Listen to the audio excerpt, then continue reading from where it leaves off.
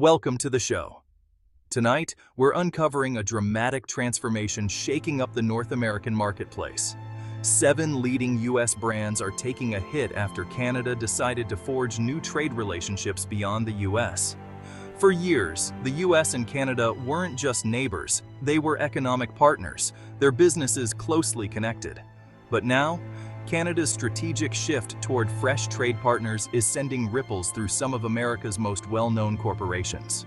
In this episode, we'll examine the impact on each brand and explore how this landmark trade decision is redrawing the economic map of the continent. First up, Ford, a symbol of American industry, innovation, and resilience for over a century. The company's iconic blue oval has long represented not just cars, but the spirit of progress and reliability. In Canada, Ford has been more than just a car maker. For generations, it's been woven into the fabric of Canadian life, trusted by families, relied on by businesses, and celebrated at community events from coast to coast. But everything changed when Canada made a sudden pivot, forging new partnerships with European and Asian automakers.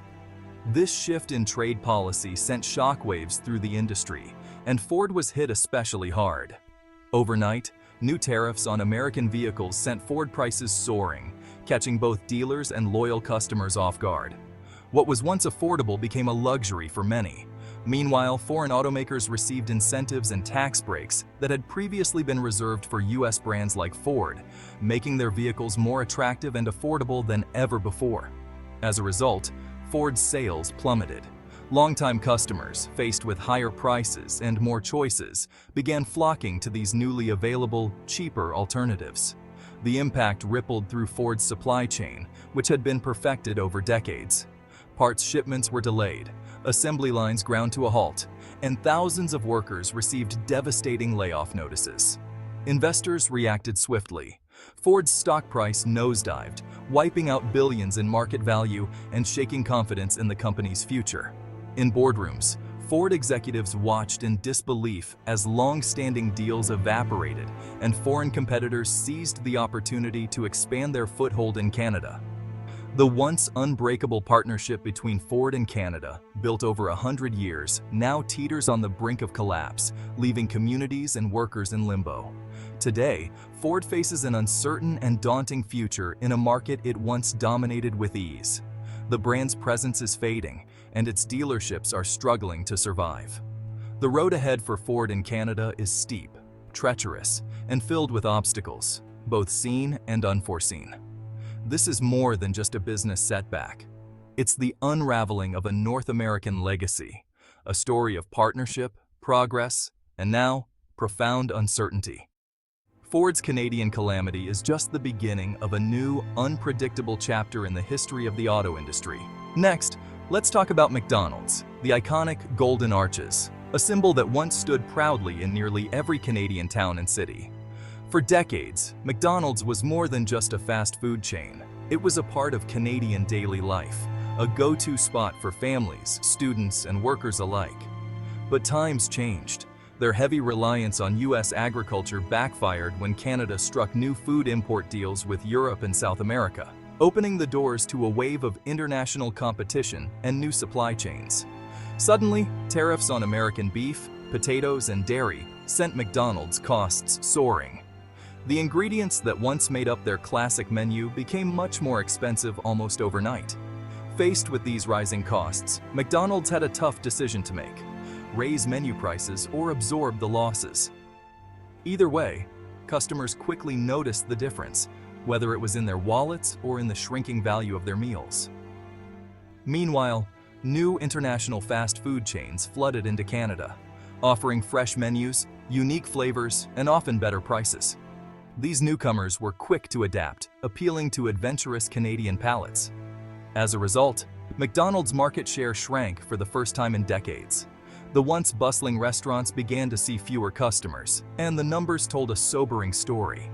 The brand's image took a hit, no longer seen as the affordable, reliable choice it once was.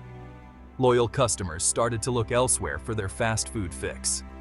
The Golden Arches, once a symbol of fast food supremacy, now struggle to compete in a crowded and evolving market.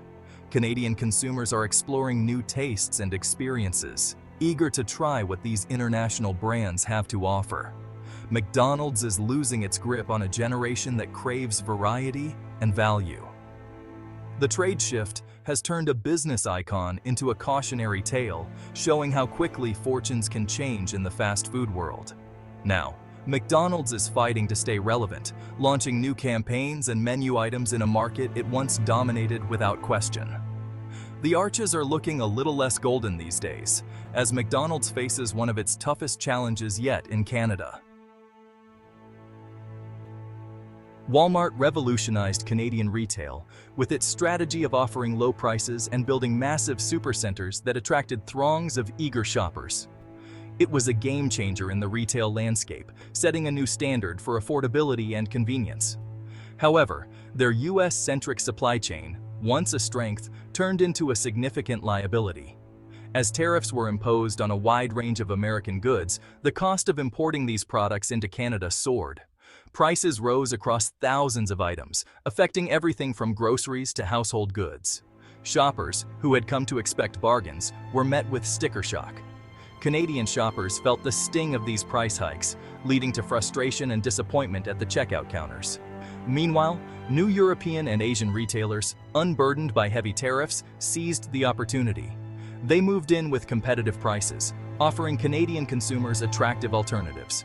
Walmart's promise of everyday low prices became increasingly difficult to uphold. As a result, store traffic dwindled and sales began to stagnate. The once bustling supercenters, filled with shoppers and activity, started to empty out, leaving behind a stark contrast to their former glory. Walmart's North American logistics network, known for its efficiency, couldn't pivot fast enough to adapt to the changing market conditions. The blue wall of retail dominance, which had seemed unbreakable, began to crack under the pressure of these new challenges. Walmart found itself outmaneuvered not by a traditional competitor, but by a geopolitical shift that altered the retail landscape. Their greatest strength, scale and efficiency, ironically became their biggest weakness in this new era. Canadian stores are now less competitive, less crowded, and less profitable, struggling to maintain their foothold in the market. Walmart's era of dominance, once seemingly unassailable, is fading fast, leaving a legacy of lessons in its wake. Coca-Cola, a cultural icon in Canada, suddenly found itself squeezed out. Canada's new beverage deals prioritized international brands, giving them prime shelf space and favorable terms. Exotic European sodas and Asian drinks flooded the market, pushing Coke aside. Retailers reduced shelf space for American sodas, and Coke's dominance vanished. Key ingredients imported from the US faced new taxes and regulations, raising production costs. Younger consumers flocked to the novelty of new brands. Coke's aggressive marketing couldn't reverse the trend. The Canadian beverage market transformed into a multicultural battleground. Coca-Cola's market share eroded, and its days of dominance ended. The classic red can is now just one choice among many. The fizz is fading, and Coke's grip on Canada is slipping. The beverage giant is learning no brand is untouchable. General Electric powered Canadian cities and industries for generations. But Canada's new trade strategy favored European and Asian engineering giants. Major contracts for turbines, engines, and infrastructure went to global rivals. GE lost multi-billion-dollar deals and decades of future revenue. The company's stock plummeted as analysts recalculated its prospects. GE's influence in Canadian industry evaporated almost overnight. Long-standing relationships with governments and corporations meant little in the new climate. The loss wasn't just financial, it was a blow to GE's legacy and influence. The American industrial titan is now on the outside looking in. The power, quite literally, has been cut. GE's Canadian power failure is a warning to all. No partnership is permanent. The industrial landscape has changed for good. Procter & Gamble's brands filled Canadian homes for decades. Their dominance relied on a seamless US-Canada supply chain and massive marketing. New tariffs raised costs, while international competitors gained a price edge. European and Asian brands arrived with sleek packaging and lower prices. Retailers gave prime shelf space to these newcomers, squeezing out P&G. Canadian shoppers, tempted by new options, began to switch. P&G fought back with promotions and price cuts, but profits shrank. Brand loyalty eroded as budgets tightened. The war for shelf space intensified, and P&G lost ground. The household goods giant is now fighting to stay relevant. The market it once owned is now a battleground. P&G's shelf space war is a lesson in how quickly dominance can disappear. Boeing, a titan of aerospace, once had deep ties with Canada's airlines and military. Canada's new direction saw major defense and commercial contracts reopened to European competitors. Boeing lost out on fighter jet deals and a massive Air Canada order. Both went to European rivals. Billions in revenue and decades of partnership vanished overnight. Boeing's stock nosedived and investors panicked. The ripple effects hit Canadian suppliers tied to Boeing's production. The collapse of this strategic partnership stunned the industry. Boeing isn't just losing sales, it's losing its foothold in a key allied nation. The decision marks a dramatic shift in Western alliances. Boeing's Canadian nosedive is the most geopolitically significant fallout of all. The American aerospace giant, once soaring, is now in free fall. The skies over North America have changed. 7 American giants, Ford, McDonald's, Walmart, Coca-Cola, GE, P&G, and Boeing, are all facing an unprecedented crisis in Canada. This isn't just about sales, it's about the unraveling of a century-old partnership. The speed and severity of this shift have left boardrooms and workers reeling. These companies, once favored, are now scrambling to adapt to fierce new competition.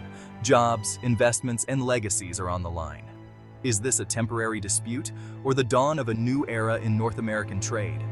Old alliances are fracturing, and a new, more complex map is emerging. One thing is certain: North America will never be the same.